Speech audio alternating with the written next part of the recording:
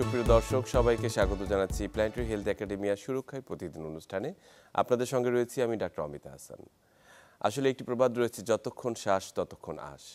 এই ফুসফুস বা লাংস দিয়ে যতক্ষণ আমরা স্বাভাবিকভাবে নিঃশ্বাস নিতে পারি ততক্ষণ কিন্তু আমরা বুঝি না যে গুরুত্ব কতখানি। কিন্তু এই যখনই আমরা কোনো রকমের বাধার সম্মুখীন হই, শ্বাসটি যখন কোনো বাধার সম্মুখীন হয় তখন আমরা এর গুরুত্ব বুঝতে পারি যে এই মুক্ত বাতাস নেয়ার যে আসলে যে আনন্দ সেটি থেকে আমরা বঞ্চিত হই। এবং একই সঙ্গে এই শীতের শুরুতে আমরা জানি যারা দীর্ঘমেয়াদী ফুসফুসের রোগে ভুগছেন, বিশেষ করে আমরা ব্রঙ্কিয়াল অ্যাজমা এবং সিওপিডি এবং অন্যান্য যে রোগগুলো, তাদের প্রকোপটি কিন্তু বেড়ে যায়। এবং শীত তাদের জন্য কিন্তু সবার জন্য আনন্দময় উৎসবমুখর হলেও তাদের জন্য কিন্তু হয়ে যায় যন্ত্রণাময়। এই দীর্ঘমেয়াদী রোগগুলো আসলে কেন হয়, কিভাবে এটা থেকে ভালো থাকা যায়, কিভাবে বেঁচে থাকা যায়। এবং সম্প্রতি 16ই নভেম্বর আমরা জানি যে ওয়ার্ল্ড সিওপিডি ডে উদযাপিত হলো সমগ্র বিশ্বে, এবং এবারে বিষয়টি ছিল যে নো ইউর লাং ফাংশন, আপনার ফুসফুসের কার্যক্ষমতাকে জানুন। সে বিষয়টিও আজকের আলোচনায় উঠে আসবে, এবং সেই আলোচনায় আমাদের আজকের অনুষ্ঠানে স্টুডিওতে উপস্থিত রয়েছেন অধ্যাপক doctor Mohammad Ali Hossain, president Bangladesh lung foundation. Sir, আপনাকে স্বাগত আমাদের অনুষ্ঠানে। আমাদের সঙ্গে আরও যুক্ত রয়েছেন doctor Kazi Saifuddin Bennur, joint secretary Bangladesh lung foundation. আপনাকে স্বাগত ডাক্তার বেন্নুর। আসসালামু আলাইকুম। আসলে সত্যিকার অর্থেই আমরা আপনাদেরকে আজকে স্টুডিওতে পেয়ে ভীষণভাবে আনন্দিত। বিশেষ করে বাংলাদেশ লাং ফাউন্ডেশনের একেবারেই যে মূল জায়গাটিতে আপনারা রয়েছেন।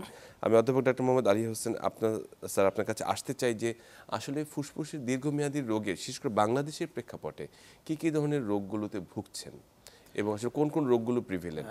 অ্যাজমায় আমাদের যে বাংলাদেশের প্রেক্ষাপটে আর কি, যে দীর্ঘমেয়াদী রোগগুলো হচ্ছে asthma, COPD, interstitial lung disease, এগুলোকে মানুষ ভুগছে। এগুলোকে আমরা বলি নন কমিউনিকেবল ডিজিজ। এবং এই ডিজিজগুলো আমাদের যে কোনো বয়সী হতে পারে। এবং আমাদের দেশে এটা বাড়ার আরেকটা কারণ হচ্ছে, আমাদের দেশে যেহেতু জনসংখ্যা বেশি, এয়ার পলিউশন আছে, স্মোকিং করে লোকজন, বায়োমাস ওয়ার্কার আছে অনেক, ইন্ডাস্ট্রিয়াল কারণে এটা কিন্তু প্রকোপ বেড়েই যাচ্ছে আমাদের দেশে। এবং এই রোগগুলো এই সিজনেই বিশেষ করে বেড়ে যায়। মানে রোগটা থাকে সারা বছর, এই সময় এক্সাজারবেশন হয় আমরা বলে থাকি। শীতের শুরুতে শুরু হয়, শীতের যাওয়ার সময় শুরু হয়ে থাকে। জি, অসংখ্য ধন্যবাদ অধ্যাপক ডাক্তার মোহাম্মদ আলী হোসেন। আমি ডাক্তার কাজী সাইফুদ্দিন বেন্নুর আপনার কাছে আসি। একেবারেই যে বিষয়টি আজকের যে পত্রিকার রিপোর্ট, তাতে দেখা যাচ্ছে শীতের শুরুতে ঢাকার যে মানমাত্রা, মানে বায়ু দূষণের, WHO তার চেয়ে 43% বেশি ছিল। এই যে স্যার যেটি উল্লেখ করলেন যে বায়ু দূষণ একটি অন্যতম কারণ, এবং এটি থেকে তো আসলে মুক্ত থাকার উপায় নেই, আপনি বাইরে বেরোলেই আপনাকে সেটি গ্রহণ করতে হচ্ছে। এবং একই সঙ্গে এই যে সিওপিডির প্রকোপটি বাড়ছে, বিশেষ করে 16 তারিখে যে ওয়ার্ল্ড সিওপিডি ডে গেল, এবং এখানে বলা আছে যে আপনার ফুসফুসকে জানুন বা কার্যক্ষমতা জানুন। এই বিষয়টি কতখানি সম্পৃক্ত একই সঙ্গে? হ্যাঁ, আপনি যে বায়ু দূষণের কথা বললেন সেটা আজকের পত্রিকার হয়তো শিরোনাম, কিন্তু এটি আমরা কিন্তু বিগত এক যুগ বা তারও বেশি সময় ধরেই এই অবস্থাতেই আছি। এর থেকে কোনো উন্নতির লক্ষণ এখন পর্যন্ত দেখা যায়নি। তো এটার আসলে উন্নতি করতেই হবে আমাদেরকে, কারণ এই যে বায়ু দূষণ, এটা সরাসরি শ্বাসতন্ত্রকে, ফুসফুসকে তো ভয়াবহভাবে আঘাত হানছে। এছাড়াও শরীরের বিভিন্ন অঙ্গ প্রত্যঙ্গেও কিন্তু এর একটা ব্যাপক প্রভাব রয়েছে। তো আপনি বিশেষ করে যেহেতু সিওপিডির কথা বললেন, তো সিওপিডি হচ্ছে ক্রনিক অবস্ট্রাকটিভ পালমোনারি ডিজিজ, অর্থাৎ ফুসফুসের দীর্ঘমেয়াদী একটি জটিল রোগ। এটি আমরা একসময় বলতাম যে ফুসফুসের বা শ্বাসতন্ত্রের উপর ক্রমাগত যদি কোনো প্রকোপ চলতে থাকে, কোনো একটি উত্তেজক কিছুর অথবা কোনো ক্ষতিকর কিছুর, তাহলে এটি তৈরি হয়, এবং সেজন্য প্রধানত ধূমপানকে দায়ী করা হতো।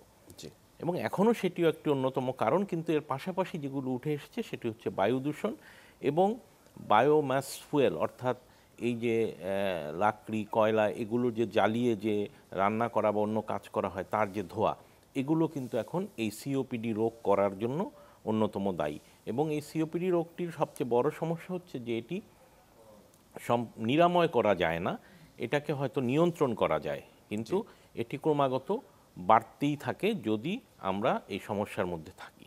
আর বিশ্ব সিওপিডি দিবস সম্পর্কে যদি বলি, তাহলে এটি বিগত এক যুগ ধরেই প্রায় পালন করা হচ্ছে বিশ্বব্যাপী, এবং বাংলাদেশেও এটি পালন করা হয়, এবারও আমরা পালন করেছি।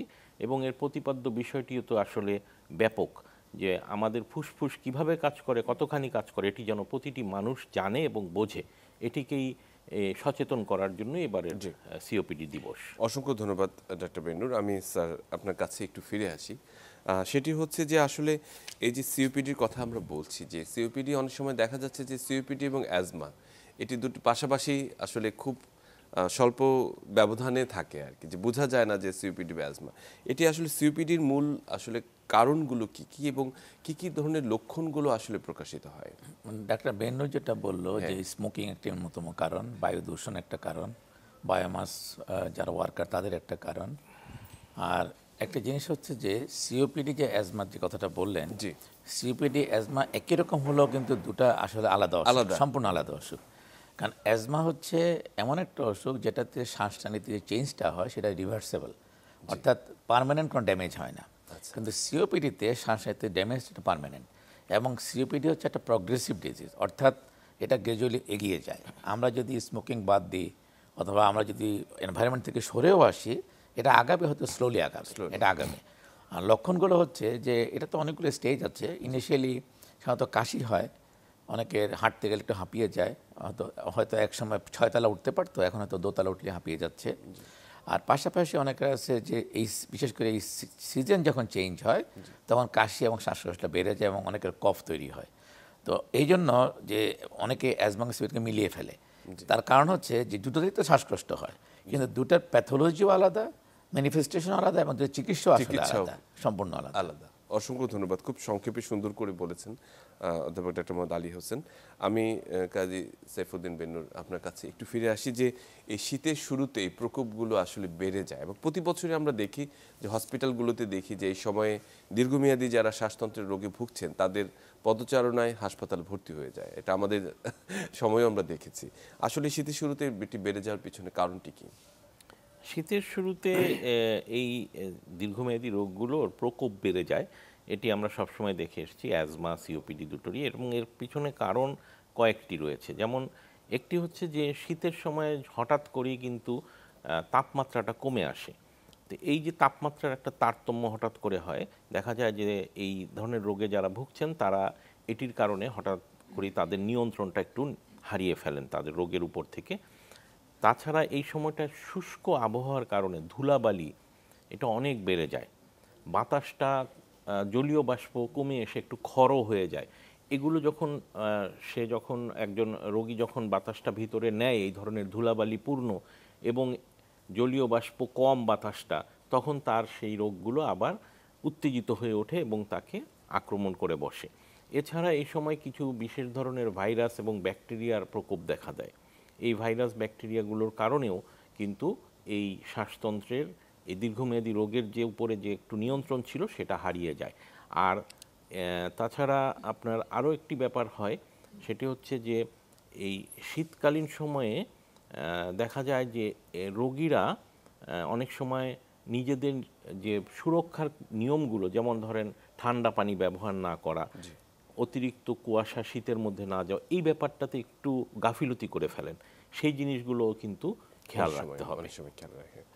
স্যার আপনার কাছে যদি আসি ফিরে, যে আসলে অনেকে আমরা ধরেই রাখি যে সিওপিডি বোধহয় শুধু পুরুষ বা মেল পার্সনদের বেশি হয় এবং যারা স্মোকার একটি বয়সের পরে, মানে এর আগে চিন্তাও করে না অনেকে। কিন্তু একই সঙ্গে দেখা যাচ্ছে যে যারা বাড়ির মানে আমাদের মা বোনরা রয়েছেন, মহিলারা রয়েছেন, তারাও কিন্তু সিওপিডিতে আক্রান্ত হচ্ছেন।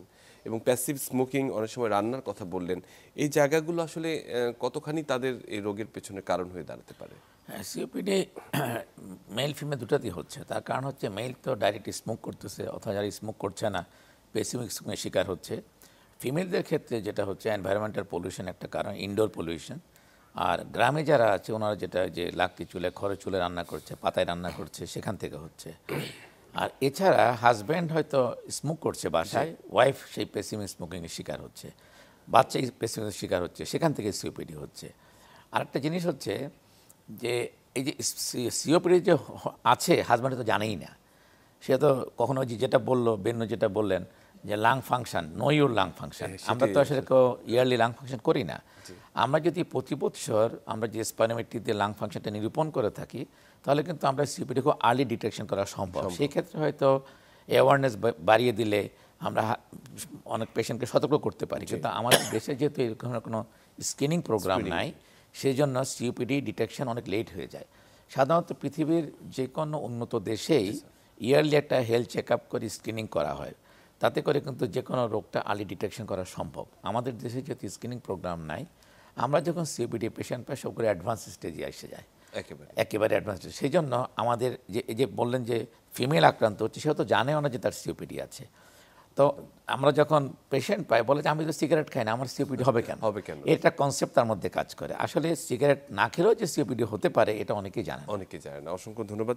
আমি সাইফুদ্দিন বেন্নুর, ডাক্তার সাইফুদ্দিন বেন্নুর, আপনার কাছে যদি একটু ফিরে আসি, সেটি হচ্ছে যে আসলে যে কথাটি বললেন যে স্যার, যে একটি স্ক্রিনিংয়ের বিষয়টি, আসলে সিওপিডি ডায়াগনোসিস করার বা আর্লি ডিটেকশন করার যে পদ্ধতিটি রয়েছে সেটি কিন্তু খুব বেশি ব্যয়বহুল নয়।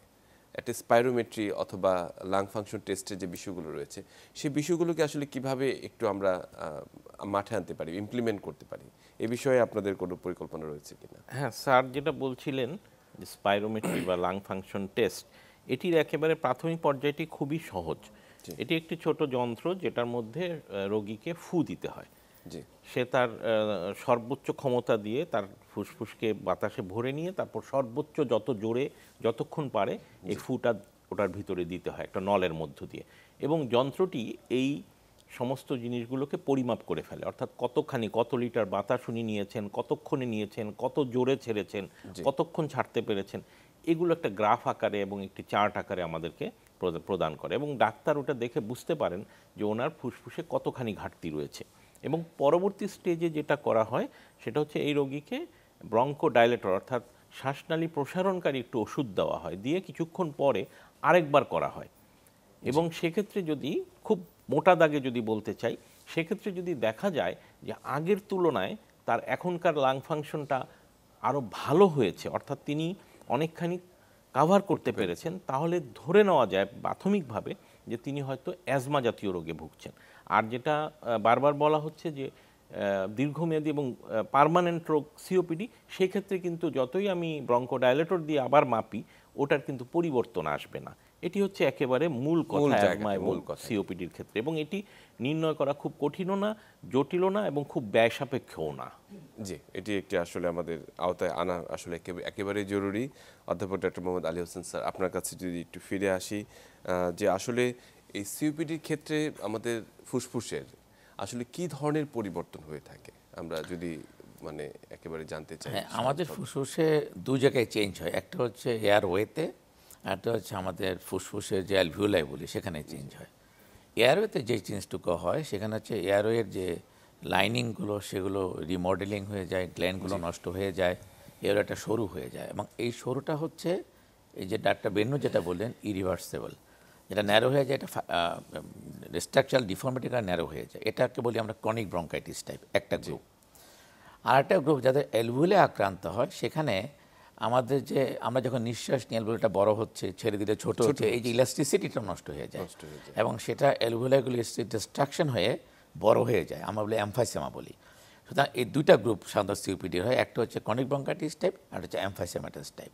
তো দুটা গ্রুপের মধ্যে ক্রনিক ব্রঙ্কাইটিস যেহেতু গ্রুপটা আছে ওরা রিলেটিভলি বেটার, এই সেন্সে বেটার যে তাদের চিকিৎসা করলে একটু বেটার থাকে, কিন্তু যারা এমফাইসেমাটাস গ্রুপ তাদের কিন্তু খুব বেশি কষ্ট হয়, তাদের ওষুধে খুব বেশি কার্যকর হয় না, তাদের এই যেটা ডাক্তার বেন্নু যেটা বললেন শীতকালে অ্যাটাকও বেশি হচ্ছে, এরাই কিন্তু মানে অনেকে আইসিইউতে যেতে হচ্ছে, এইচডিইউতে যেতে হচ্ছে, যাদের হয়তো ডোমিসিলিয়ারি বাসায় অক্সিজেন লাগছে, নেবুলাইজার লাগতেছে, বিভিন্ন ধরনের কমপ্লিকেশনগুলো অ্যারাইজ করে। সুতরাং আমরা যদি বলে থাকি যে সিওপিডির দুইটা গ্রুপ হচ্ছে, একটা হচ্ছে ক্রনিক ব্রঙ্কাইটিস টাইপ, একটা এমফাইসেমাটাস। মানে এটি আসলে গুরুত্বপূর্ণ যেটি বললেন স্যার। একই সঙ্গে ডাক্তার কাজী বেন্নুর, আমরা যদি এর চিকিৎসা সম্পর্কে আসতে চাই, যে আসলে সিওপিডি হয়ে গেলে এর ধারাবাহিক চিকিৎসাগুলো কিভাবে মানে মেনটেন করা যায়, বা আসলে কি আধুনিক চিকিৎসা কিছু রয়েছে কিনা সিওপিডি? জি, আধুনিক চিকিৎসা তো অবশ্যই রয়েছে। একটি কথা যেটা বলবো যে অ্যাজমা এবং সিওপিডি যে কথাগুলো আসছে, এটার যেরকম কারণ আলাদা এবং এটার মানে প্রকৃতিটা, রোগের প্রকৃতিটা আলাদা, এদের চিকিৎসাও আলাদা। কারণ একদম মূল কথা থেকে যদি বলি যে অ্যাজমাটা হচ্ছে একটি প্রদাহজনিত, অর্থাৎ শ্বাসনালীটা কোনো বিশেষ কারণে প্রদাহ হয়ে ফুলে গিয়ে সরু হয়ে যায় এবং সমস্যা করে। এই ক্ষেত্রে কিন্তু আমাদের প্রদাহ বিরোধী ওষুধটাই হচ্ছে আমাদের প্রধান কাজ। সেক্ষেত্রে আমরা স্টেরয়েড জাতীয় ইনহেলার দিয়ে এটাকে নিয়ন্ত্রণ করার চেষ্টা করি।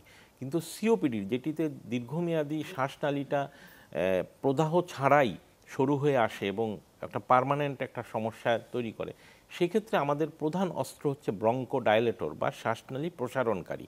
যত রকমভাবে পারা যায়, যত রকম ওষুধ দিয়ে পারা যায়, এই শ্বাসনালীটাকে প্রসারিত রাখার চেষ্টা করা হয় এবং সেটার জন্য বিভিন্ন ধরনের বিভিন্ন জাতের ওষুধ রয়েছে, সেগুলো আমরা ইনহেলারের মাধ্যমে দেই। সেই সাথে অতিরিক্ত কোনো নিঃসরণ বা সিক্রেশন যাতে ভিতরে না হয়, যাতে সে শ্বাসনালীটা আবার আটকে না যায়, সেজন্য কিছু নিঃসরণ বিরোধী ওষুধও ইনহেলারের মাধ্যমে দেওয়া হয়। এটি হচ্ছে এই দুটো চিকিৎসার মূল পার্থক্য এবং সিওপিডির ক্ষেত্রে এই জন্য আমরা ব্রঙ্কোডাইলেটরকে এক নাম্বার চিকিৎসা বলে দেওয়া থাকি। হয়ে থাকে। স্যার, অধ্যাপক ডক্টর আলী হোসেন, আপনার কাছে যদি আবার একটু ফিরে আসি, সেটি হচ্ছে যে আমরা দেখেছি যে এই বিশেষ করে শীতের সময়ে যারা অনেক দীর্ঘমেয়াদী কাশিতে ভুগছেন, যে এবারের এই সিজন চেঞ্জের কারণে অনেকে হচ্ছে এবং কাশিটি অনেক সময় থেকে যাচ্ছে।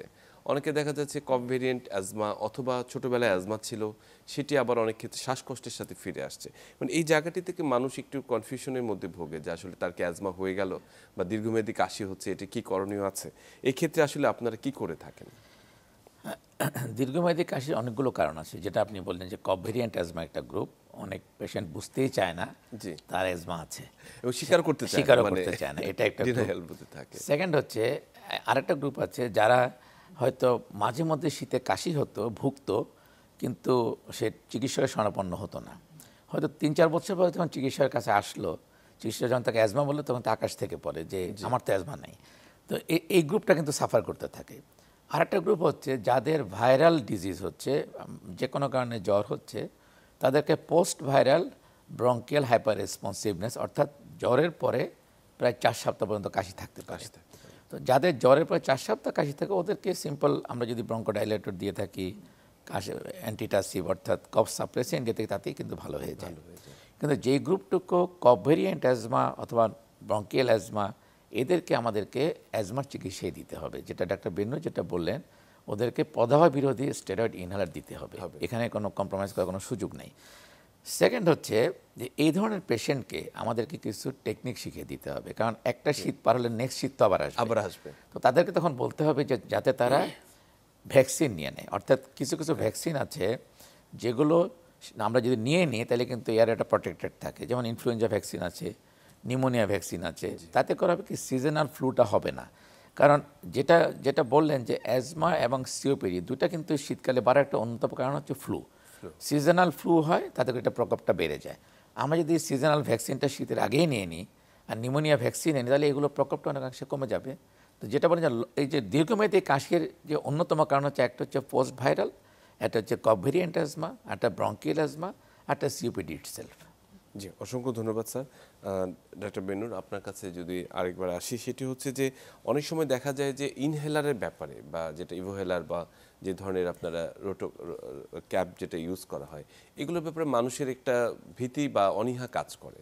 অনেকে এটাকে ভাবে যে ইনহেলার নিলে বোধহয় সারা জীবন সেটি তাকে নিতে হবে, এবং অনেকে সামাজিক কারণেও সেটা সে নিতে চায় না।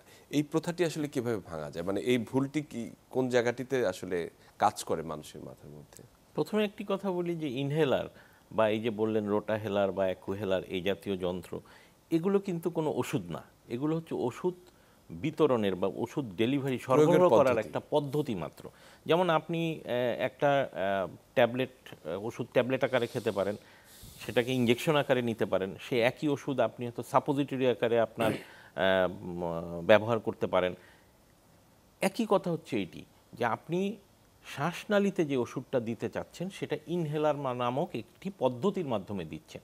এই কৌটাটার মধ্যে বা এই ক্যাপসুলটার মধ্যে কি আছে, কোন ওষুধ আছে, সেটি হচ্ছে আপনার রোগটাকে ভালো করবে। অতএব প্রথমেই মাথা থেকে এটা দূর করে দেন যে ইনহেলার একটা বিশেষ ওষুধ। অনেকের ভিতরে এইটিই ভয় কাজ করে। কেন ইনহেলার আমরা ইউজ করি? কারণ হচ্ছে গিয়ে যে যদি আমরা মুখের ওষুধ দেই, তাহলে প্রায় 100 গুণের মতো বেশি ওষুধ আমাদেরকে দিতে হয়। তিনি সেটা খান, রোগী সেটা খাওয়ার পরে সেটা তার সারা শরীরে ঘুরে লাংসে কিছু অংশ যায়, ফুসফুস শ্বাসনালীতে, এবং সেখানে কাজ করে। বাকি শরীরের অন্যান্য অঙ্গ প্রত্যঙ্গে সে কিন্তু পার্শ্ব প্রতিক্রিয়া তৈরি করতে পারে। আর ইনহেলারে যখন আমরা শ্বাসের মাধ্যমে ভাসিয়ে শুধুমাত্র শ্বাসনালী এবং ফুসফুসে ওষুধটা পৌঁছে দেই, ওষুধের মাত্রা থাকে অনেক কম। যতটুকু ফুসফুস শ্বাসতন্ত্রের জন্য প্রয়োজন ততটুকু সে জায়গা মতো একেবারে টার্গেটেড ভাবে ওই জায়গায় পৌঁছায়, ফলে তেমন কোনো পার্শ্ব প্রতিক্রিয়া হয় না এবং রোগী কিন্তু একই রকম বা ওর থেকেও বেশি উপকার পেয়ে থাকে। অতএব এটি সবচেয়ে উপযোগী এবং সবচেয়ে নিরাপদ পদ্ধতি। মানে তুলনামূলকভাবে যেটা আসলে আমরা চিন্তা করি যে এটি বোধহয় আমার ক্ষতি করছে, তার চেয়ে বেশি নিরাপদ হচ্ছে সম্পূর্ণ এই উল্টো, inhaler। এটা আসলে সবচেয়ে নিরাপদ পদ্ধতি। আমি অধ্যাপক ডক্টর মোহাম্মদ আলী হোসেন আপনার কাছে যদি একটু ফিরে আসি, বিশেষ করে করোনা পরবর্তী সময়ে অনেকেই আমরা দেখেছি যারা ভ্যাকসিন নিয়েছেন বা ভ্যাকসিন নেননি এবং করোনায় আক্রান্ত হয়েছেন, তারা পরবর্তীতে ফুসফুসের একটি দীর্ঘমেয়াদী রোগে অনেকেই আপনাদের কাছে আসছেন, মানে জটিলতা নিয়ে। আসলে কি কি ধরনের জটিলতা নিয়ে আসছেন এবং ইন্টারস্টিশিয়াল লাং ডিজিজ যে বিষয়টি আসলে আমরা অনেকে জানিও না, অনেকে চিন্তাও করি না, এই জায়গাটি আসলে মানে কি আসলে কোথায় আছে? আসলে করোনা পরবর্তী দুটা কমপ্লিকেশন অ্যারাইজ করছে আমাদের দেশে জনগণের মধ্যে। একটি হচ্ছে করোনা ইটসেলফ, আর একটা হচ্ছে পোস্ট ভ্যাকসিনেশন। দুটোই যারা করোনা হচ্ছে তাদের একটা বড় অংশ ইন্টারস্টিশিয়াল লাং ডিজিজে ভুগছে এবং এটা হচ্ছে লাং ফাইব্রোসিস হয়ে যাচ্ছে। কিন্তু করোনা পরবর্তী যে ফাইব্রোসিসটা, যেটা করোনা ভাইরাসের জন্য হয়েছে, সেটা কিন্তু সেলফ লিমিটিং, ওটা কিন্তু একটা পর্যায়ে গিয়ে থেমে যাচ্ছে। কিন্তু একটা গ্রুপ অফ পেশেন্ট আছে যাদের কাছে আনমাস্কিং অফ দ্য আইএলডি হচ্ছে, অর্থাৎ তার একটা জেনেটিক্যাল ফ্যাক্টর ছিল আইএলডি হওয়ার জন্য, করোনা সেটাকে আনমাস্ক করে দিয়েছে, সেজন্য এই রোগের প্রকোপটা বেড়ে গেছে আমাদের দেশে। আমরা কিন্তু এখন প্রচুর পেশেন্ট পাচ্ছি যাদের করোনা হয়েছে এবং পরবর্তী আইএলডি হয়েছে। এবং আইএলডিটা তো খুবই খারাপ অসুখ, কারণ এখানে একেবারে যেখানে রক্তের অক্সিজেন কার্বন ডাইঅক্সাইড চেঞ্জ হয় সেই জায়গাটাতে ঠিক হয়ে যায়, ফাইব্রোসিস হয়। এটা হচ্ছে একটা গ্রুপ। আর যারা ভ্যাকসিন নিয়েছে তাদের মধ্যে একটা বড় অংশ কিন্তু রিকারেন্ট রেসপিরেটরি ইনফেকশন হচ্ছে, কারো অ্যাজমা না থাকলে অ্যাজমা হয়ে যাচ্ছে, কারো সিওপিডি এক্সারভেশন হচ্ছে। এগুলো হচ্ছে ইমিউনাইজেশনের কমপ্লিকেশনস। অর্থাৎ এর কারণ হচ্ছে যে কোনো ভ্যাকসিন প্রপার ওয়েতে ট্রায়াল দিয়ে যদি মার্কেটে আসতো তাহলে কিন্তু এগুলো আমরা আইডেন্টিফাই করা সম্ভব ছিল। কিন্তু যেহেতু ওই সিচুয়েশন ছিল না, বাধ্য হয়ে ভ্যাকসিনটা খুব আর্লি মার্কেটে আসতে হয়েছে, সেই জন্য এখন আমরা বুঝতে পারছি ভ্যাকসিনের কমপ্লিকেশনগুলো। সেই জন্য একটা বড় জনগোষ্ঠী আইএলডিতে ভুগছে আর একটা বড় জনগোষ্ঠী অ্যাজমা সিওপিডি এক্সারভেশন নিয়ে আমাদের কাছে আসছে। অসংখ্য ধন্যবাদ ডক্টর গাজী সাইফুদ্দিন বেন্নুর। আপনার কাছে আমি জানতে চাই যে বিশেষ করে অনেকেই যে যাদের একটু শ্বাসকষ্ট হচ্ছে, কাশি হচ্ছে, তারা পার্শ্ববর্তী দোকান থেকে বা ফার্মেসি থেকে নিয়ে দীর্ঘমেয়াদী অনেক সময় ওষুধ খাচ্ছেন, অনেক সময় স্টেরয়েড খাচ্ছেন, অনেক সময় মন্টিলুকাস বা মাসের পর মাস খেয়ে যাচ্ছেন এবং অনেক সময় ইনহেলার বা এই জাতীয় কিছু অনেক সময় খেয়ে থাকেন। এই ধরনের এই যে ওষুধ মানে স্বপ্রণোদিত হয়ে ওষুধ প্রয়োগের বিষয়টিকে আসলে কিভাবে দেখছেন? আসলে এটি বাংলাদেশের জন্য একটা বিরাট সমস্যা। হ্যাঁ, নিজের থেকে কিনতে পারার মতো ওষুধের একটি সংক্ষিপ্ত তালিকা আছে, যেটি চিকিৎসকরা, গবেষকরা, বৈজ্ঞানিকরা চিন্তা ভাবনা করে তালিকাটা তৈরি করেছেন যে এই ওষুধগুলো চট করে যাতে রোগী হাতের কাছে পায়, তারা নিজেদের চিন্তাতে এটা খেতে পারে এবং এটাতে বড় কোনো ক্ষতির সম্ভাবনা নেই, বরং কিছুটা প্রাথমিক উপকারগুলো হবে। কিন্তু আমাদের দেশে কিন্তু সেই তালিকাটা মানা হয় না। আমাদের দেশে যে কেউ যে কোনো দোকানে, বেশিরভাগ সময়, ইদানিং একটু চেষ্টা হচ্ছে, কিন্তু একটা সময় ছিল যে একেবারে যে কেউ যে কোনো দোকানে গিয়ে যে কোনো ওষুধ চাইলেই পাওয়া যেত এবং তার ফলে যেটা হয়েছে অনেকগুলো অপব্যবহার হয়েছে। প্রধানত হয়েছে অ্যান্টিবায়োটিকের, অর্থাৎ জীবাণু বিরোধী ওষুধগুলো এমন যথেচ্ছাচারে ব্যবহার করা হয়েছে যার ফলে অনেক ভালো ভালো অ্যান্টিবায়োটিক এখন এই জীবাণুগুলোর বিরুদ্ধে প্রতিরোধী হয়ে গেছে। মানে জীবাণুগুলো এই অ্যান্টিবায়োটিকে আর কাজ করে না। তার ফলে যত দিন যাচ্ছে আরও অনেক বেশি অধিকতর উচ্চমাত্রার অনেক বেশি দামের অ্যান্টিবায়োটিকগুলোর দিকে আমাদেরকে চলে যেতে হচ্ছে। এটিকে আসলে রোধ করা অত্যন্ত মানে দ্রুত প্রয়োজন। আরেকটি হচ্ছে স্টেরয়েড, যেটির কথা বললেন। স্টেরয়েড এমন একটি ওষুধ যেটি আপনার তাৎক্ষণিকভাবে অনেক উপকার দেয়। এটি আমি বলি যে আগুনের মতো, যেমন আগুন ছাড়া আমরা চলতে পারবো না, এটিকে আমাদের লাগবে, কিন্তু আগুনের যদি আপনি খেয়াল না রাখেন এটি কিন্তু ভয়াবহ সর্বনাশ করে ফেলতে পারে।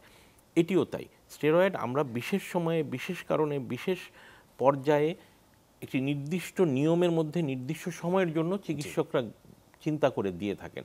কিন্তু এটি যদি আমি যখন তখন খেয়ে একটু আরামের জন্য করতে থাকি এবং সেটা যদি ওই দোকান থেকে কিনে পাওয়া যায়, এটি কিন্তু বিশাল একটা প্রবলেম তৈরি করে থাকে।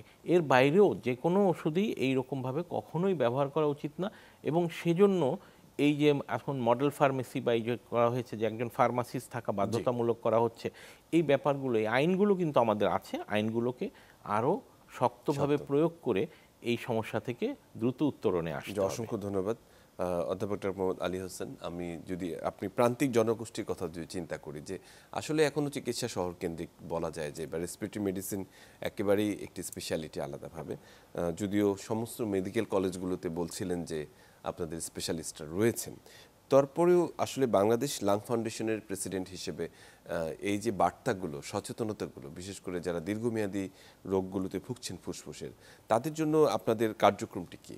আপনারা আসলে কি কার্যক্রম নিয়েছেন হাতে? আমরা ফাউন্ডেশন থেকে কিন্তু নিয়মিতভাবে আমরা উপজেলায় যাই, ডিস্ট্রিক্ট লেভেলে যাই, গিয়ে আমরা ডাক্তারদেরকে অ্যাওয়ার করার চেষ্টা করি যে রেসপিরেটরি কোন কোন ডিজিজগুলো কমন হতে পারে, সেগুলো কিভাবে ডায়াগনোসিস করা যায় এবং সেটা কি প্রতিরোধ কীভাবে দেওয়া সম্ভব। এটা কিন্তু আমরা যখন যাই তখন কিন্তু শুধু রেসপিরেটরি ফিজিশিয়ান না, আমরা অল সেক্টরের চিকিৎসকদেরকেই আমরা এগুলো বলে আসি। এবং এটা করার জন্য কিন্তু চিকিৎসকরাও খুব এগার থাকে শোনার জন্য যে কি করা উচিত। আর আরেকটা জিনিস হচ্ছে, আমাদের দেশে কিন্তু অনেকগুলো সেন্টার আছে যেগুলো আমরা বলি চেস্ট ডিজিজ ক্লিনিক বলি। সেই সেন্টারগুলোতে ইফিশিয়েন্ট রেসপিরেটরি ফিজিশিয়ানও আছে। আমাদের হয়তো অনেক জনগণ জানে না, এটা প্রচার বিমুখতার কারণে হয়তো জনগণ জানে না।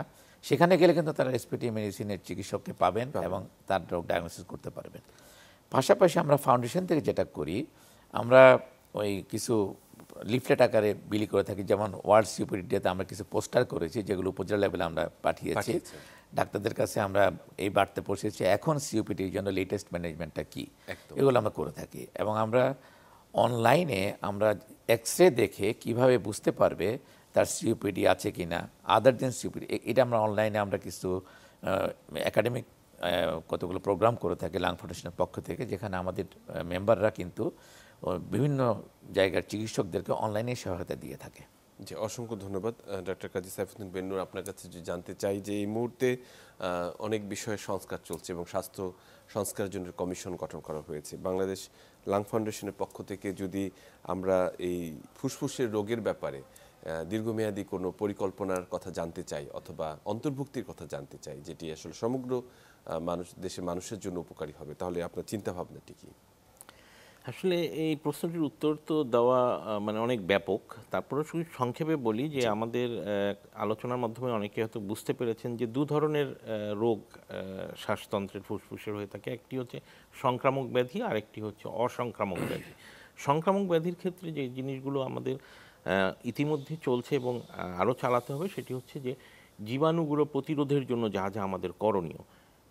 যক্ষ্মা বা টিউবারকুলোসিস নিয়ে তো বিশাল প্রোগ্রাম আছে। অন্যান্য নিউমোনিয়ার ক্ষেত্রে এই ব্যাকটেরিয়ার প্রতিরোধে কি করা উচিত, ভাইরাল নিউমোনিয়া বা ভাইরাসের যে অন্যান্য রোগগুলো আছে সেগুলোর জন্য কি ধরনের সাবধানতা নেওয়া উচিত ব্যক্তি পর্যায়ে, সামাজিক পর্যায়ে, এবং সেই সাথে এগুলোর যে টিকা আছে, ভ্যাকসিনগুলো আছে, সেগুলোকে সহজলভ্য করা, সেগুলোকে মানুষের কাছে পৌঁছে দেওয়া এবং এগুলোকে উদ্বুদ্ধ করা, এই কাজগুলো করতে হবে। পরিবেশ দূষণ একটা ভয়াবহ ব্যাপার, এর জন্য প্রচুর কথা বলা হয়েছে এবং আমাদের যথেষ্ট পরিমাণে এই ব্যাপারে আইনও আছে, কিন্তু প্রয়োগ নাই বললেই চলে। পরিবেশ দূষণের জন্য আমাদেরকে অত্যন্ত শক্তিশালীভাবে নামতে হবে। আমাদের ইটের ভাটাগুলো, আমাদের কলকারখানার ধোঁয়া, আমাদের গাড়ির এবং আমাদের কনস্ট্রাকশন সাইটের যে ময়লাগুলো, ধুলাবালিগুলো, এগুলোর ব্যাপারে সাবধান হতে হবে। আমাদের ধূমপান বিরোধী যে আন্দোলন বা ধূমপান বিরোধী প্রচেষ্টা, এটিকে অত্যন্ত শক্তিশালী করতে হবে। এই কাজগুলো না করলে আসলে আমার মনে হয় এগুলো আসলে একেবারে আসা দরকার। আমরা একেবারে শেষ করব। অধ্যাপক ডক্টর মোহাম্মদ আলী হোসেন স্যার, আপনাকে দিয়ে যে আমাদের জন্য যদি কিছু টেক হোম মেসেজ দিতেন, আমরা এই সময়ে কিভাবে আমাদের ফুসফুসের যত্ন নিব। এই সময় ফুসফুসের যত্ন নিতে হলে আমাদেরকে যেটা বললাম, ভ্যাকসিন নিতে হবে। আমরা চেষ্টা করব যাতে কুয়াশাটাকে অ্যাভয়েড করা যায়। আর মাস্ক পরাটা খুবই জরুরি একেবারে। আমাদের যেমন এই করোনার সময় যে আমরা যে মাস্ক পরতাম, তা থেকে কিন্তু রেসপিরেটরি ডিজিজের এই অ্যাজমাংস প্রকোপ অনেক কমে গিয়েছিল। আমি মনে করি যে আমাদের যেহেতু বায়ু দূষণের উপর আমাদের কোনো নিয়ন্ত্রণ নাই, যেহেতু সেক্ষেত্রে মাস্ক পরে নিজেকে সুরক্ষা করা আমাদের অবশ্যই কর্তব্য। আরেকটা জিনিস হচ্ছে যে এই শীতের সময় যাদের অ্যাজমা থাকে এবং সিপিটি থাকে, তারা যখন যে লেপ কম্বলগুলো যখন ট্রাঙ্ক থেকে বের করবে, তারা যাতে বের না করে। এটা থার্ড পার্সন কিন্তু বের করে, কারণ করে এবং সেটাকে ভালো রোদে করে শুকাতে হবে যাতে করে এই যে মাইট যেগুলো থাকে যাতে মারা যায়, যাতে, কারণ যদি বের করতে যায় যার অ্যাজমা থাকে তার অ্যাকিউট এক্সারসাইজটা হবে। একদম। এটা খুবই জরুরি। অসংখ্য ধন্যবাদ অধ্যাপক ডক্টর মোহাম্মদ আলী হোসেন এবং ডক্টর কাজী সাইফুদ্দিন বেন্নুর আমাদের সাথে এতক্ষণ যুক্ত থাকার জন্য। নিশ্চয়ই ভবিষ্যতে এ বিষয়ে আরও কথা হবে। সুপ্রিয় দর্শক, আমরা একেবারে শেষ পর্যায়ে আজকে আমরা ভীষণ গুরুত্বপূর্ণ ফুসফুসের দীর্ঘমেয়াদী দুটো রোগ, বিশেষ করে সিওপিডি এবং অ্যাজমা এবং অন্যান্য যে রোগগুলো রয়েছে সেই বিষয়ে আলোকপাত করেছি। একটি কথা খুব ভীষণভাবে স্পষ্ট হয়ে উঠেছে যে সত্যিকার অর্থে যে আমরা যদি ফুসফুসের কার্যক্ষমতা না জানি, এবং সেটি কিন্তু খুব কঠিন কিছু নয়। আপনার যদি কোনো ধরনের শ্বাসকষ্ট অথবা আপনি যদি প্রতি শীতে আক্রান্ত হন, তাহলে নিশ্চয়ই আপনি আপনার নিকটস্থ ডাক্তারের বা রেসপিরেটরি মেডিসিনের একজন চিকিৎসকের কাছে শরণাপন্ন হবেন। এবং যে নিয়মগুলোর কথা আমরা বললাম, যে কিছু নিয়ম মেনে চলতে হবে, যে বাইরে গেলে অন্ততপক্ষে মাস্ক পরা উচিত, যেহেতু বায়ু দূষণের পরিমাণটি আমাদের হাতে নিয়ন্ত্রিত নয়। একই সঙ্গে যারা অ্যাজমা এবং সিওপিডিতে ভুগছেন তারা নিয়মিত ওষুধ যেগুলো ব্যবহার করা প্রয়োজন, এর বাইরে অন্য কিছু করার চেষ্টা করবেন না। বিশেষ করে নিজের থেকে দোকান থেকে কিনে ওষুধ না ব্যবহার করে যথাযোগ্য প্রেসক্রিপশন অনুযায়ী আপনারা যদি আপনাদের অ্যাজমা এবং সিওপিডি নিয়ন্ত্রণ করেন, তাহলে আশা করি এই শীতে আপনারা ভালো থাকবেন। সবাই ভালো থাকবেন, সুস্থ থাকবেন।